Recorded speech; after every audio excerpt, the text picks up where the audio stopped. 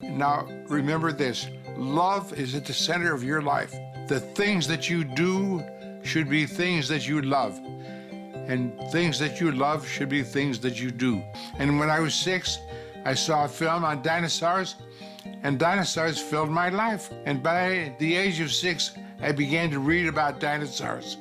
And they affected my whole life and wound up with me getting the work on Moby-Dick when I was 33 years old because I fell in love with dinosaurs when I was 6. This is a story about love and dinosaurs, and how when those two things combined back in the 1950s, in a small way, they changed our culture forever. Welcome to Paleontologizing. I'm Danny Anduza, and I'd like to share with you perhaps the most important little science fiction piece you've never heard of. It's called The Foghorn by Ray Bradbury. And I'm going to tell you why it matters to somebody who studies fossils. And I'd like to read it to you.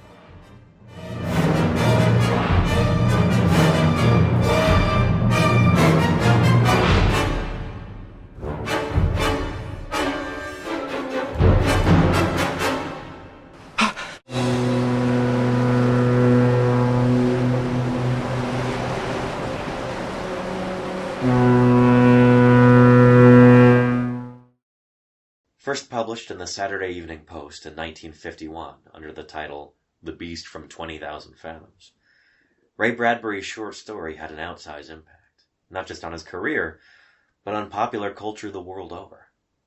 The story was a hit, and Hollywood took notice. At the time, there happened to be a small independent film about a sea monster, which was already in the works. And when the producers read Bradbury's piece, they bought the rights, adopted the title, and added details from the story. An armored giant, wreaking his prehistoric fury on modern man and his puny machines. Cities would be terrorized by the cruel intruder from the past. Populations crazed and panicked with fear by its destructive force. Granite and steel would crumble. Soldiers and their weapons would be powerless before the onslaught of the beast. The beast. The beast. The beast from 20,000 fathoms. This film adaptation mostly ignored the story's main themes, focusing on giant monster sensationalism, but it was a hit nonetheless.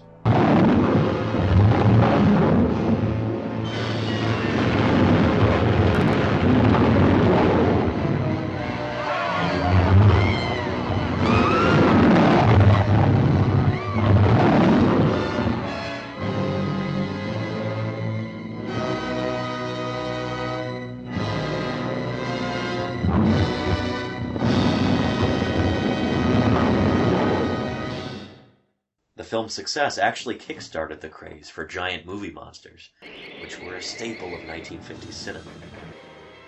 Variously terrifying or amusing audiences in theaters and drive-ins across post-war America. Upon its release in Japan, The Beast from 20,000 Fathoms directly led to the beginning of the Godzilla franchise. In fact, legend has it that the original 1954 film was planned under the working title of The Giant Monster from 20,000 Miles Beneath the Sea. Now, if you're a fan of Godzilla, you ought to recognize what you owe to this story. Now, all this might seem cheap or tawdry, and hell, maybe it is. But the underlying themes here still speak to something deep and resonant in the human psyche. Something on par with classic literature. Bradbury himself explained this in a 1988 interview. You actually wrote the screenplay for a book that had nothing to do with your books, Moby-Dick. That's right. And you really, I have to say, seemed like a very unlikely choice to adapt Moby-Dick for the screen. And I was wondering how you got to write the screenplay.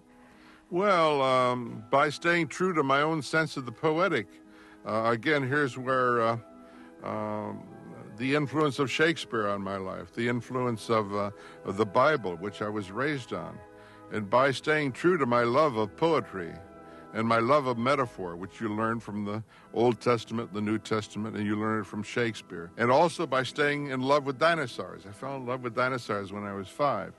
And I was walking along the shore with my wife one night down Venice, California. This is 49, and we found the ruins of the old Venice Pier, all the bones and the skeleton, the tracks and the ties of the roller coaster lying there in the sea. And I turned to my wife and I said, I wonder what that dinosaur is doing lying here on the shore. She was very careful not to answer, and 3 nights later, and I heard something in the middle of the night. I sat up in bed, looked at all the fog out beyond the window, and way out in the Santa Monica Bay, I heard the braying, the calling, the oconing of the foghorn over and over and over again. And I said, yes, that's it. Next day, I got out of bed and wrote The Beast from 20,000 Fathoms, sent it to the Saturday Evening Post. It was published. John Huston read that one story, and that changed my life forever, because he thought he smelled the ghost of Melville in that story. What he smelled in it was the ghost of Shakespeare and the ghost of the Bible, And so he called me on the phone and offered me the job. And a year later, when I was working on the screenplay one night, I said, John, how did I get this job, Everyone thought you were crazy. He said, well, I read that story about the dinosaur. Dinosaurs, of course, are a major theme in Bradbury's work. He doesn't just use them as cheap props or window dressing. As thematic elements, they are integral to the stories he tells. Bradbury clearly did a lot of thinking about what dinosaurs mean, and he understood their place in modern culture better than almost anyone. That's readily apparent in The Foghorn. Now, as for the dinosaurian identity of the story's particular beastie, my money would actually be on Nothosaur, for what it's worth. But if you're going to get hung up on that, I'd argue that you're missing the point. Chill out a little bit. Because the point is in the emotional resonance. It's in the metaphor. Bradbury realized that just as the astronomer can gaze up into the night sky and revel in that sublime feeling of smallness, the paleontologist does the same thing, just looking into the Earth's past. The idea of using the fossil record to gain perspective on our present world, to question why things are the way that they are today.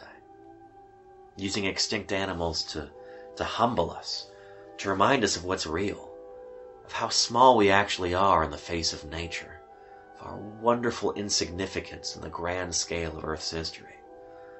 All this is right there in this little short story. And that's why I'd like to share it with you. Let's go somewhere a little more thematically appropriate.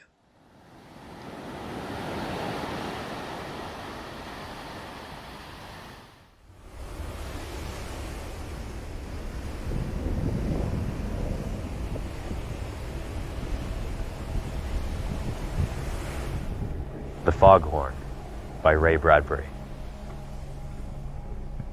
Out there in the cold water, far from land, we waited every night for the coming of the fog, and it came. And we oiled the brass machinery and lit the fog light up in the stone tower. Feeling like two birds out in the gray sky, McDunn and I sent the light touching out, red, then white, then red again, to eye the lonely ships. And if they did not see our light, then there was always our voice, the great deep cry of our foghorn shuddering through the rags of mist to startle the gulls away like decks of scattered cards, and make the waves turn high and foam. It's a lonely life, but you're used to it now, aren't you? Asked McDunn. Yes, I said. You're a good talker, thank the Lord.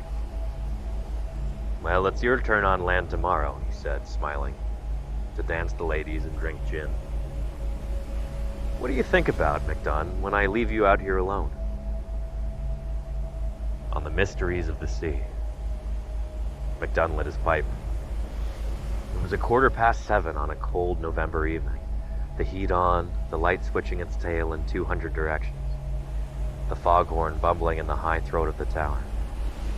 There wasn't a town for 100 miles down the coast, just a road which came lonely through dead country to the sea, with few cars on it, a stretch of 2 miles of cold water out to our rock, and rare few ships. The mysteries of the sea, said McDunn thoughtfully. You know, the ocean's the biggest damn snowflake ever. It rolls and swells 1,000 shapes and colors, no two alike.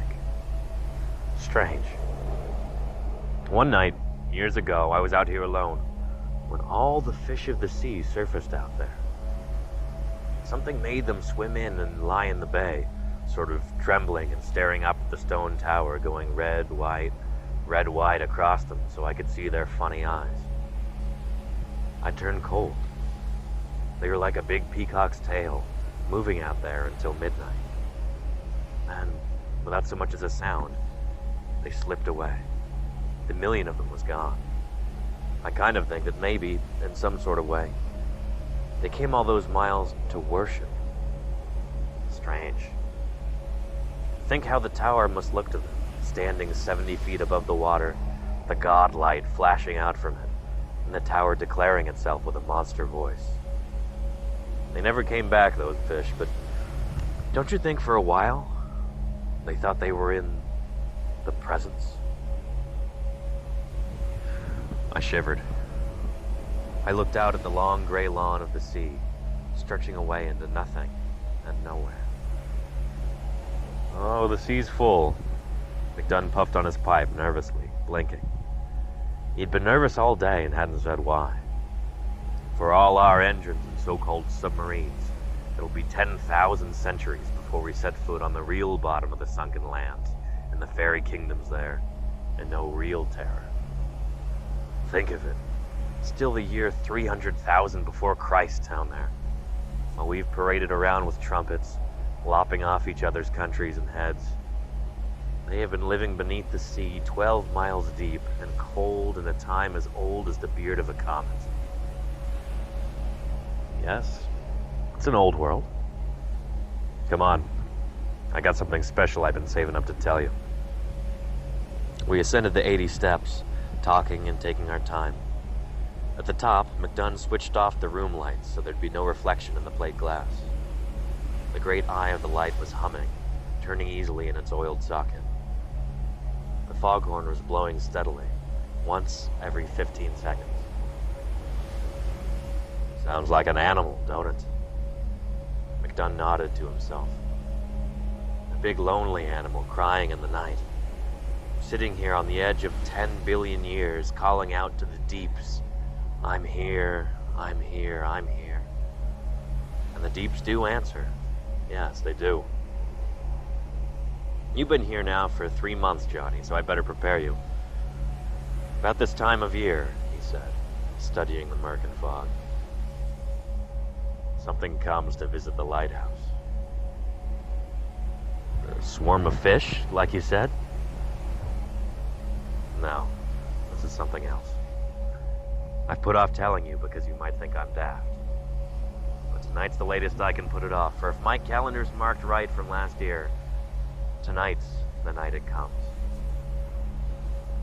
I won't go into detail. You'll have to see it for yourself. Just sit down there. If you want, tomorrow you can pack your duffel and take the motorboat into land and get your car parked there up at the dinghy pier on the Cape. Drive on back to some little inland town. Keep your lights burning nights. I won't question or blame you. It's happened 3 years now, and this is the only time anyone's been here with me to verify it. You wait and watch.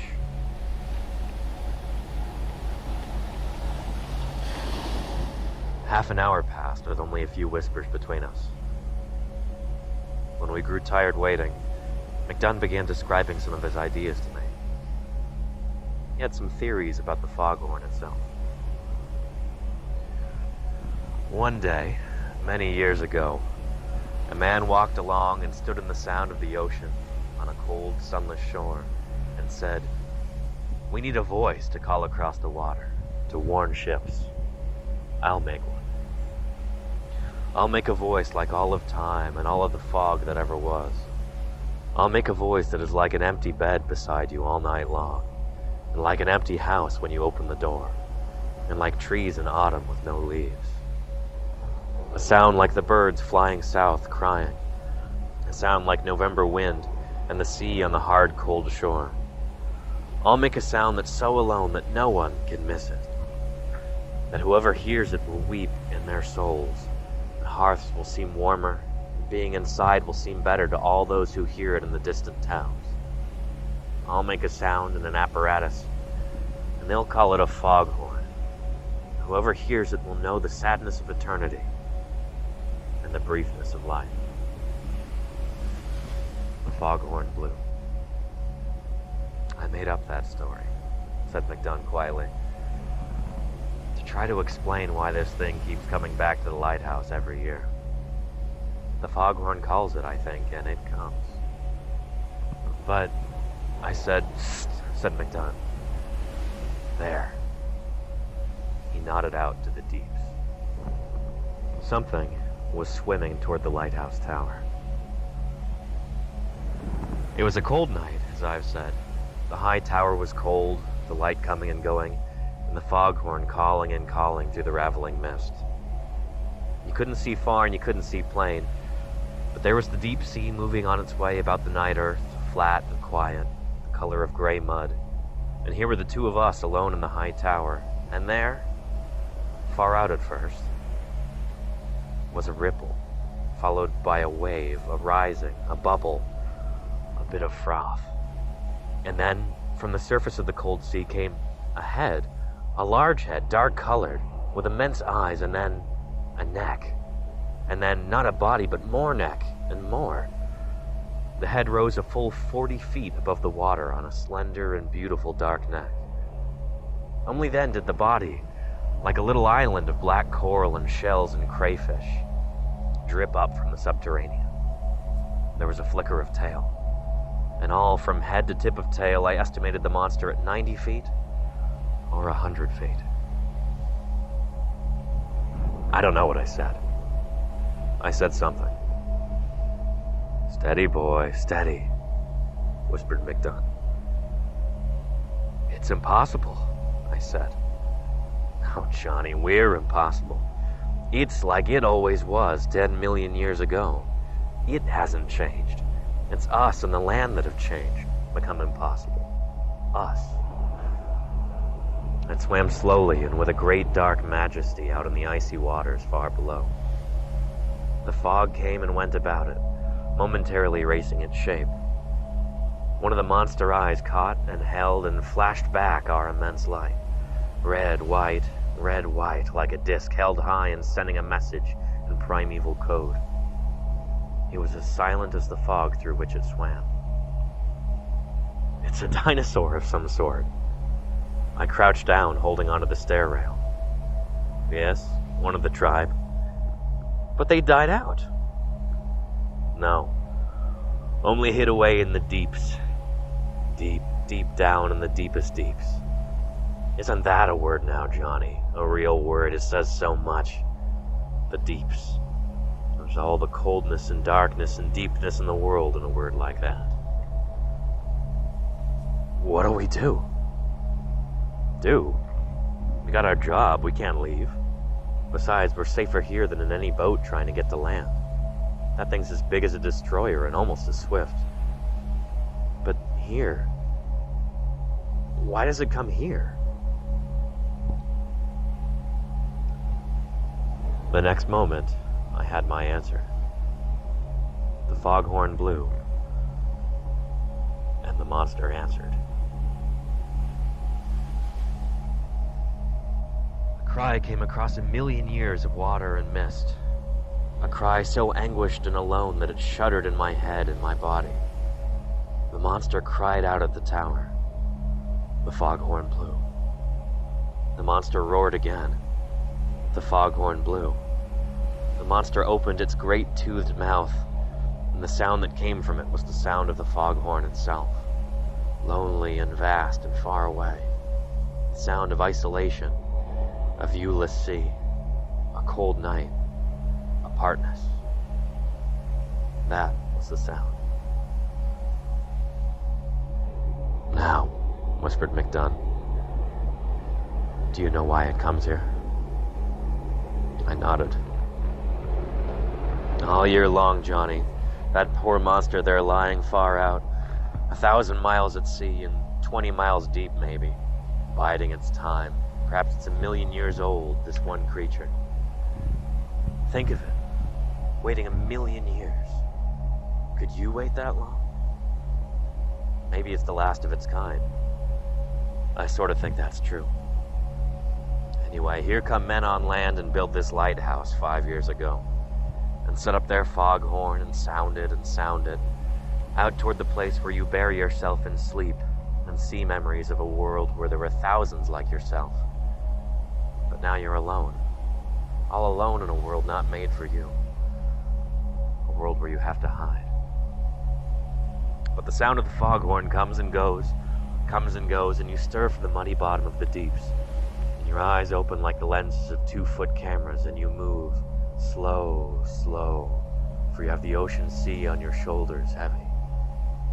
But that foghorn comes through 1,000 miles of water, faint and familiar, and the furnace in your belly stokes up. You begin to rise, slow. You feed yourself on great slakes of cod and minnow, on rivers of jellyfish, and you rise slow through the autumn months, through September when the fog started, through October with more fog and the horn still calling you on, and then, late in November, after pressurizing yourself day by day, a few feet higher every hour, you are near the surface and still alive. You've got to go slow. If you surfaced all at once, you'd explode. So it takes you all of 3 months to surface, and then a number of days to swim through the cold waters to the lighthouse. And there you are out there in the night, Johnny. Biggest damn monster in creation. And here's the lighthouse calling to you, with a long neck like your neck, sticking way up out of the water, and a body like your body. And most important of all, a voice like your voice. Do you understand now, Johnny? You understand? The foghorn blew. The monster answered. I saw it all. I knew it all. The million years of waiting alone for someone to come back who never came back. The million years of isolation at the bottom of the sea. The insanity of time there, when the skies cleared of reptile birds, the swamps dried on the continental lands, the sloths and saber-toothed had their day and sank in tar pits, and men ran like white ants upon the hills. The foghorn blew. Last year, said McDunn, that creature swam round and round all night. Not coming too near, puzzled, I'd say. Afraid, maybe. And a bit angry after coming all this way. But the next day, unexpectedly, the fog lifted, sun came out fresh, the sky was as blue as a painting. And the monster swam off from the heat and the silence, and it didn't come back. I suppose it's been brooding on it for a year now, thinking it over from every which way. The monster was only 100 yards off now, it and the foghorn crying at each other. As the lights hit them, the monster's eyes were fire and ice. Fire and ice. That's life for you, said McDunn. Someone always waiting for someone who never comes home.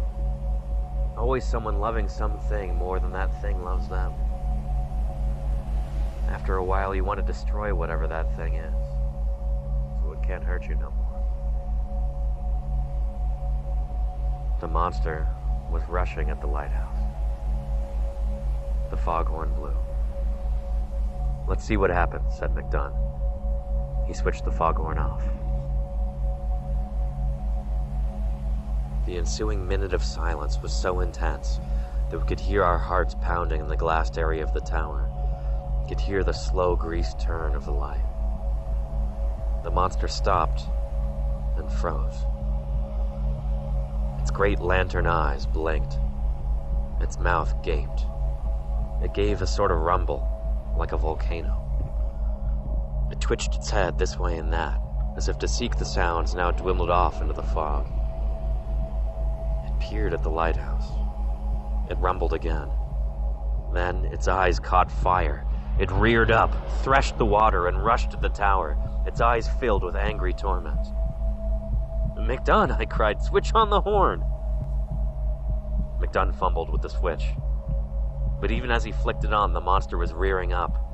I had a glimpse of its gigantic paws, fish skin glittering in webs between the finger-like projections, clawing at the tower. The huge eye on the right side of its anguished head glittered before me like a cauldron into which I might drop, screaming. The tower shook, The foghorn cried, the monster cried. It seized the tower and gnashed at the glass, which shattered in upon us. McDunn seized my arm. Downstairs! The tower rocked, trembled, and started to give. The foghorn and the monster roared. We stumbled and half fell down the stairs. Quick! We reached the bottom as the tower buckled down toward us. We ducked under the stairs into the small stone cellar. There were 1,000 concussions as the rocks rained down. The foghorn stopped abruptly. The monster crashed upon the tower. The tower fell. We knelt together, McDunn and I, holding tight, while our world exploded. Then, it was over. And there was nothing but darkness and the wash of the sea on the raw stones. That, and the other sound. Listen, said McDunn quietly. Listen. We waited a moment. And then, I began to hear it. First, a great vacuum sucking of air. And then, the lament, the bewilderment, the loneliness of the great monster, folded over and upon us, above us, so the sickening reek of its body filled the air a stone's thickness away from our cellar. The monster gasped and cried. The tower was gone. The light was gone. The thing that had called to it across 1,000,000 years was gone. And the monster was opening its mouth and sending out great sounds. The sounds of a foghorn, again and again. And ships far out at sea, not finding the light, not seeing anything, but passing and hearing late that night must have thought, there it is, the lonely sound, the lonesome bay horn. All's well. We've rounded the cape. So it went for the rest of the night.